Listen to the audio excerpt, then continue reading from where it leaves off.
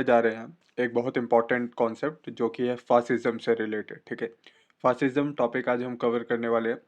Basically हम fascism जो पढ़ने जा रहे हैं ये इस वीडियो का मतलब इस चैप्टर का पार्ट 20 है। ठीक है, अगर इससे पहले की वीडियो आपने नहीं देखी होगी तो आई रिकमेंड कि आप जाके पहले उसे देख ले, ताकि आप आगे जितने भी बढ़ते हुए वीडियो हैं उनको अच्छी तरीके से समझ पाए।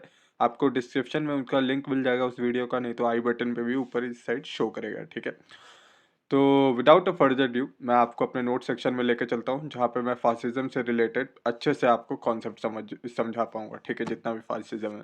तो आज ख़त्म करेंगे अपने फासिज्म के कॉन्सेप्ट को, ताकि अगले चैप्टर में हम लोग मतलब अगले वीडियो में हम लोग अनार्किज्म शुरू करें। तो शुरू करते हैं। अच्छा, जो जितने भी हमारे आइडियोलॉजी हैं, स्पेशली लिबरलिज्म हो गया, अनार्किज्म हो गया, कम्युनिज्म, ये सारे कॉन्सेप्ट एमर्ज हुए हैं 19th सेंचुरी में। ठीक है, 19वीं सेंचुरी में ये सारे एमर्ज किए हैं, पर वहीं फासिज्म एमर्ज हुआ है 20th सेंचुरी में। ठीक है, 20वीं सदी में। और फासिज्म का जो लिंक है वो एक व्यक्ति जो कि इटली से थे, जिनका नाम बेनिटो मुसोलिनी था, और इन्होंने ही आइडिया की खोज की। ठीक है, फासिज्म की आइडिया की during and after time period of first world war. ठीक है, वर्ल्ड वॉर के टाइम ये आइडिया एमर्ज हुआ है। तो अच्छा, आप लेकिन फासिज्म से क्या समझते हैं? ठीक है, कुछ तो मीनिंग होना चाहिए ना। तो चलिए आगे पढ़ते हैं। तो एक व्यक्ति थे जिनका नाम एबिनस्टाइन था। उन्होंने फासिज्म को एक totalitarian organisation of government and society माना है, जहां सिंगल पार्टी डिक्टेटरशिप चलती है। बेसिकली यहाँ एक सिंगल पार्टी होगा और उस सिंगल पार्टी का भी एक लीडर होगा। ठीक है, एक सिंगल लीडर होगा जो बात करेगा नेशनलिस्ट, रेसिस्ट, मिलिट्रिस्टिक और इंपीरियलिस्ट सोच रखने वाली। ठीक है, मतलब अगर मैं आपको नॉर्मली समझाऊँ तो यहाँ पे ऐसा चीज़ है कि कोई भी नॉर्मल पर्सन स्टेट को अपोज नहीं कर सकता, उनका डिसीजन सुपीरियर रहेगा। ठीक है, और यहाँ पे सिस्टम हायरार्की बेस पे होगा। ठीक है, और उन वो जो कहेंगे वही मानना पड़ेगा। और यहाँ पे जैसे आज के समय में हम देखते हैं कि कुछ भी बातें सुलझानी होती है तो डिप्लोमेटिक तरीके से इंटरनेशनल ऑर्गेनाइजेशन बहुत सारे बने हुए हैं। वो सारे ऑर्गेनाइजेशन में लोग वहाँ पे जाके बैठ के डिप्लोमेटिक तरीके से बातें सुलझाते हैं। ठीक है, पर इनका मानना ये था कि मिलिट्री वे से मतलब लड़ाई झगड़े और वॉर से ही हम लोग अपने बातें सुलझा सकते हैं।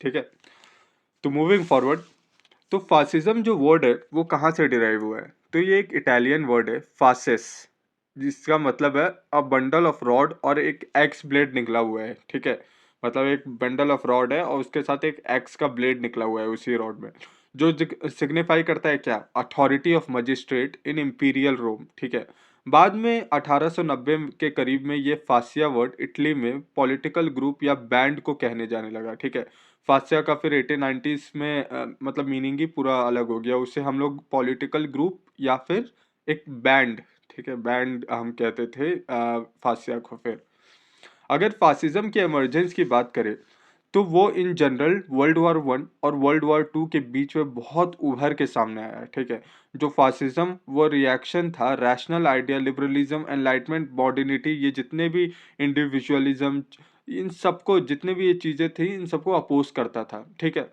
पर साथ ही ये सोशलिज्म पर भी सवाल खड़ा करता था। मतलब मान लो कैपिटलिज्म ये सारे वाले कॉन्सेप्ट को तो कर ही रहा है अपोज, पर साथ ही साथ ये सोशलिज्म के भी कॉन्सेप्ट पर सवाल खड़ा करता था। मतलब ये काउंटर रेवोल्यूशनरी और रिएक्शनरी दोनों का मिक्सचर था। ठीक है, मोस्टली हमें ये फैसिज्म का कॉन्सेप्ट जर्मनी अंडर हिटलर और इटली अंडर मसोलिनी, और जैसे जैसे वक्त बढ़ा ये हंगरी, रोमानिया, स्पेन और कई जगह स्प्रेड हुआ। ठीक है, तो जैसा कि हमने पढ़ा, हमें पता चला कि जर्मनी और जो इटली में है वहाँ पे फासिज्म हमें देखने को मिला। ठीक है, हिटलर के अंदर, और एक जो जिनका नाम मैंने आपको बताया था बेनिटो मुसोलिनी, उनके अंडर। ठीक है, और बाद में ये कई और जगह भी फासिज्म का कॉन्सेप्ट फैला। ठीक है,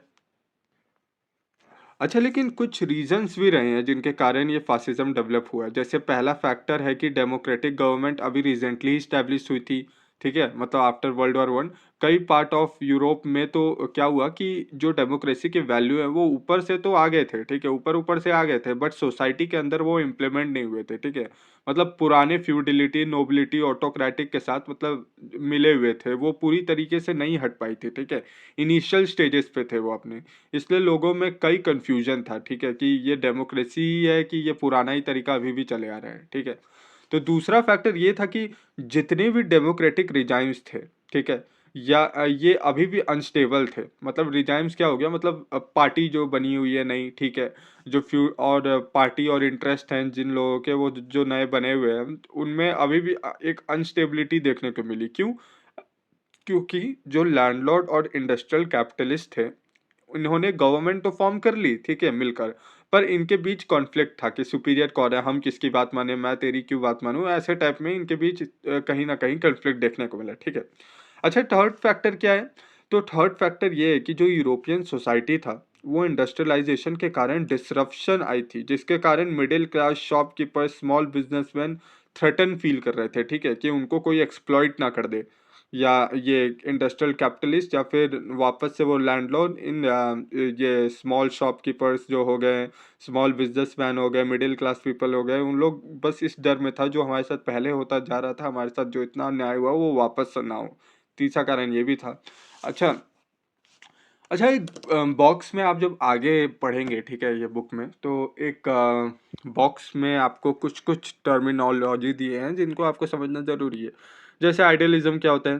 तो आइडियलिज्म एक फिलोसफिकल आउटलुक का नज़रिया दिखाया है जो ये कहता है कि आइडिया और कॉन्शियसनेस यूनिवर्स की एसेंस होता है, जो कि चेंज लाने में मदद करता है। मतलब बेसिकली कहने का मतलब है कि अगर आपके पास कोई आइडिया आता है तभी तो आप किसी चीज़ में एक चेंज लाते हो। अब अगर इलेक्ट्रिकल ये लाइट जलाने का आइडिया आया तो थॉमस एल्वा एडिसन ने एक आइडिया डेवलप किया जिन्होंने उसको आउटपुट में क्या निकाला, एक बल्ब का इन्वेंशन करके, ठीक है, जहाँ से रोशनी आए, तो वो भी एक आइडियलिज्म है, ठीक है।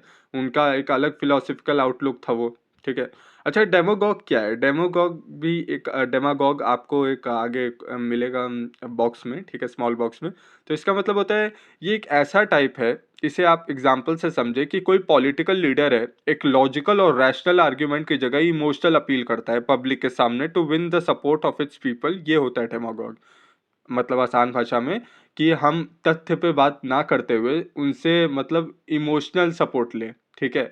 मतलब ये बताते हुए नहीं कि उनके सरकार ने क्या अचीव किया, हम इनफैक्ट ये बताएंगे कि हमें आपकी कितनी चिंता है, मैं गरीब परिवार से हूँ, ऐसे ऐसे करके, मतलब बेसिकली आप कह सकते हैं मोरल या फिर इमोशनल सपोर्ट वो लोग जीतते हैं, ठीक है। उनके पास कोई रैशनल पॉइंट नहीं होता, तो उसे डेमागॉग कहते हैं, ठीक है। अच्छा, ये जितना भी हमने पढ़ा, हमने फासिज्म का डेवलपमेंट पढ़ लिया, एमरजेंस पढ़ लिया, फासिज्म क्या होता है वो भी पढ़ लिया। अच्छा, आगे अगर आप बुक में देखेंगे तो एक और भी है, थियरी ऑफ रिएक्शन करके।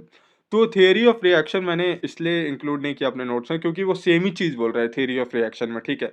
जहाँ पे फासिज्म का बता रहा है कि डेमोक्रेसी, सोशलिज्म और कम्युनिज्म के मतलब अगेंस्ट था ये जो फासिज्म था, ठीक है। वहाँ पे जहाँ डेमोक्रेसी और कम्युनिज्म रिप्रेजेंट करता था प्रोग्रेसिव फोर्स मॉडर्न एज का, वही फासिज्म प्रमोट करता था रिवर्स डायरेक्शन। मतलब डेमोक्रेसी का क्या कहते हैं, रिवर्स, और कम्युनिज्म का भी रिवर्स, ठीक है। यहाँ पे ये फासिज्म ये भी कहता था कि इक्वालिटी को मतलब नकारता था, उसे इक्वालिटी पसंद नहीं थी, उसको हायरार्की, कल्मिनेटिंग सुप्रीम लीडर और या फिर डिक्टेटर का लॉ चलना चाहिए, ये उनका मानना था, ठीक है। तो यही सब था। मतलब बेसिकली अगर आप आगे भी पढ़ोगे भी ये पूरा का पूरा ये जितना भी पैराग्राफ है, तो मतलब ठीक है, काम आ जाएगा, बट आई से कि मैंने आपको जितना पढ़ाया है वही आपको देखने को मिलेगा यहाँ सब में भी, ठीक है।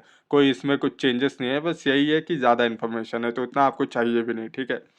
तो हम अब नेक्स्ट चैप्टर में जल्दी शुरू करने वाले हैं। क्या हम लोग अब, जैसे हमने आज फासिज्म कंप्लीट कर दिया, will definitely cover next chapter में अनार्किज्म, ठीक है।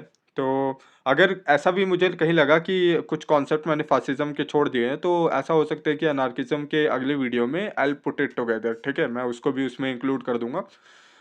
सो यही तक था बस आज का वीडियो। तो अगर आपको आज का वीडियो अच्छा लगा तो please like, share and subscribe. और अगर सोशल मीडिया में फॉलो नहीं किया तो do follow me on my social media platform. And मिलते हैं बहुत जल्दी। Thanks for watching my video.